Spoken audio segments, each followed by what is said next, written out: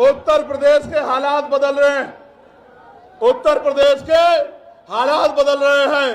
और एक तरफ तो नीले झंडे वाले बाबा साहब अम्बेडकर के अनुयायी, फूले साहू के अनुयायी घूम रहे हैं, दूसरी तरफ कुछ बहरूपिये भी घूम रहे हैं।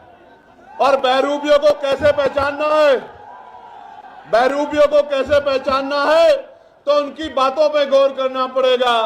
एक नेताजी तो विधानसभा में खड़े होकर कहते हैं, हालांकि मैं इस भाषा को नहीं यूज करना चाहता था, लेकिन मुखौटे तो उतारने पड़ेंगे, बिना मुखौटे उतरे काम नहीं चलेगा। मैं जो मंचासीन हमारे नेता उनको भी बताना चाहता हूं कि आज देश में सिर्फ चमार जाति को आरक्षण नहीं मिलता, पूरे शेड्यूल कास्ट को आरक्षण मिलता है, पूरे बैकवर्ड क्लास को आरक्षण मिलता है।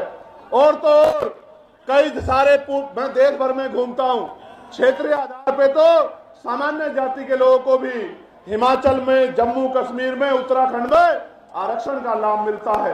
और तो और 2019 से ईडब्ल्यूएस के जरिए सामान्य जाति के गरीबों को भी आरक्षण का लाभ मिलता है। लेकिन एक नेता असेंबली में खड़े हो कहते हैं कि मैंने एक केवट से पूछा कि आप चमार बनना चाहते हैं।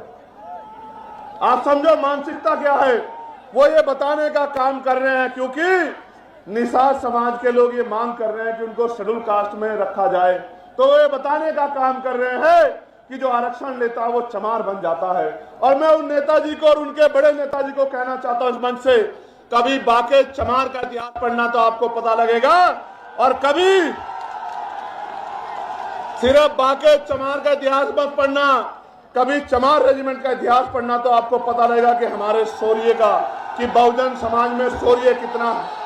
मैं तो बार बार कहता हूं कि बना के देखो, अहीर रेजिमेंट बना दो, गुजर रेजिमेंट बना दो, पाल रेजिमेंट बना दो, प्रजापति रेजिमेंट बना दो, निषाद रेजिमेंट बना दो, और देश की सेवा में, देश की रक्षा में मौका दो बहुजन समाज के लोगों को, हम दिखाएंगे देश की रक्षा कैसे होती है। बनाओ मौर्य रेजिमेंट, बनाओ साके रेजिमेंट, बनाओ कुर्मी रेजिमेंट, अगर आप में हिम्मत है बनाओ पटेल रेजिमेंट, और दो मौका, हम बताएंगे हमारे अंदर कितनी क्षमता।